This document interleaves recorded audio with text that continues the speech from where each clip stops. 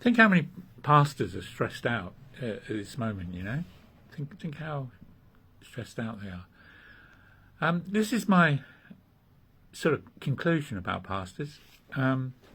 Most of them aren't pastors, they're Matthews. And think of a Matthew personality trying to do the work of a pastor. and think of all the... because we run these pyramid systems, there's only one pastor king. So he's both trying to be a pastor, but he's probably a Matthew, maybe a Luke. Because most of our churches, just about all our churches, are synagogues. They're teaching synagogues. They may not have a worship band, they may be charismatic, but mostly, infrastructurally, they're still pyramid synagogues. They're charismatic. They're not third level. Third level is the new thing that started being rolled out in Acts. Four Woods. It's a Four Woods thing. Now they had 12 representatives of these here Four Woods. And they are currently in heaven now alongside the original ones. So there's 24 elders now in heaven praying for us to get this in every location on earth. If we get this, we get practice in what Paul calls would that you were all kings. We get practice in holding open heaven in a place. Maybe the kingdom will appear a lot more than it is now. Because we're not doing a thing that God told us to do. God never told us to wheel in Matthew-type figures who are controlling CEO types and make synagogues. There's no verse for that. There is no verse for that. So we're trying to operate singly and pull everything off ourselves. And this can't be right. So there's two things going on. One is the Matthews, Marks and Lukes are together building pyramids. John's who don't live in pyramids, they can't make them work, they're just not for us. We're sort of struggling on the back end of the rear end of society, trying to hobble along, and or we're just dropping out altogether, like in Sedona, Glastonbury, Scottish Islands, Cornwall, just tipping right off the edge, and then forming communities of one type of person called fourth quartile John type, Matthew, Mark, Luke, John type people. So that doesn't work either. The pyramid setup relies on the fact that Johns don't exist because we keep showing up. Interesting that, isn't it? I'm still here. Are you still here?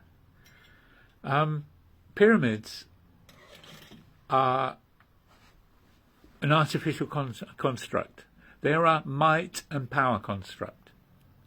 So to make the leap into tabernacles requires eyesight, which is why the Beatitudes contained all the things they did, including, "Blessed are the pure in heart, for they shall see God." So the thing that's lost from all our churches is that the training of the 42 months with the disciples wasn't to be moral like Jesus. Methodism is 100% wrong. That's their teaching, is that it was to train the disciples to be moral. That's modern Methodism. It's not Wesleyanism.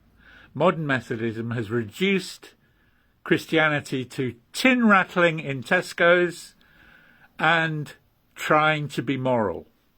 Favourite book, Thomas à Kempis, The Imitation of Christ. One of my mum's favourite books, which seems a bit weird after she said she was born again in Billy Graham, in a Billy Graham meeting. So, Matthew's, Mark's, Luke's and John's work very well together, but in tabernacles. They don't work in pyramids. Pyramids don't work. They don't work at the bottom mathematically. We can't see it. We're swanning around in Britain very, very happily. But it was Messenger that really wakes us up, because every day people are finding it hard to get their daily food, quite often doing without any food in Africa. Even in modern cultures, so-called modern cultures like Kenya, they have their SIM cards, they have their mobile phones, but they don't always have food every day. Isn't that incredible? So 4 billion live on under $5 a day. And this is because the rest of the world live in pyramids. So there is a sort of truth somewhere about what all wealth is theft. Yeah, they don't like this one, do they? This is not good. This is crazy, actually, about it's saying the signal isn't here. Well, it is here, surely. Perhaps it isn't. So, as regards the pyramid, wealth may be theft, but it's a false truth, because we're meant to live in tabernacles. So there's plenty of supply. It's the top echelons that tell us that things are in short supply, so we're dependent upon them, so that we suckle at their teats. But the truth is, there's plenty to go round. The world is full of stuff. So there's that. So there's the fact that pastors are burning out at 70% in America should be an indicator that perhaps we'll do real church. Perhaps we'll do ecclesia. Perhaps we'll do revival presence church. Perhaps we'll do Melchizedek order church. Perhaps we'll take Psalm 110 seriously. Here's the other thing. Pastors find it really difficult to get funds, get people enthusiastic, and they get round that by using the 11th commandment, thou shalt tithe. In order to get into heaven, Catholicism will preach this. You must tithe. And if we don't tithe, because not enough go to church, what the Catholics do is they take a tithe from every individual on planet Earth without us knowing. This is the crown. This is the way they operate. So this is why they're able to come up with systems of control, because they're spending all their days working these things out at our expense, because it's coming secretly out of our salary. So this is Jesuitry, Catholicism, and Templars. This is how they function. They're taking our energy. They're sitting down and working out each day clever systems for increasing control incrementally so we don't realise, and we're all sitting there going with it.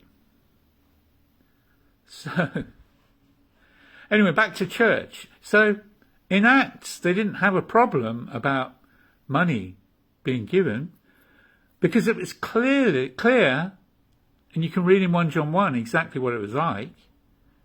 It was clear these 12 were living out of direct fellowship, live with God the Father. It was obvious. And the 120 were milling around as well, who had by then 3.5 years of ministry ad hoc as they could from Jesus anyway. They just didn't want to be so close in that they were living 24/7 with Jesus. So that's what the 12 chose. But the 120 had had a lot of revelation and teaching by the time they were hanging around praying in the upper room with the 12. And 400 or 500 who saw Jesus in the last days when he was giving his last teachings, his last teaching modules. So there is no problem about giving to the kingdom when people know it's not being frittered on buildings and heating and one particular man and getting his kids to the best schools in the best cars, using all the flights to go to the best conferences, and when they actually think, that might not be kingdom. You might not actually be kingdom. And they knew that people were being blessed, because the mercy ministries thing was being handled by Stephen until he was murdered. So if you read between the lines, if you read the Gospels and Acts with new eyes on, perhaps we can start to have a real ecclesia rather than a synagogia. We have synagogias every single few yards all over the world. Not one of them does what Jesus said, which is, if I be lifted up from the earth, then I will draw all men unto me. Do you see that? Slow connection. Slow connection. Anyway, hopefully you saw some of that.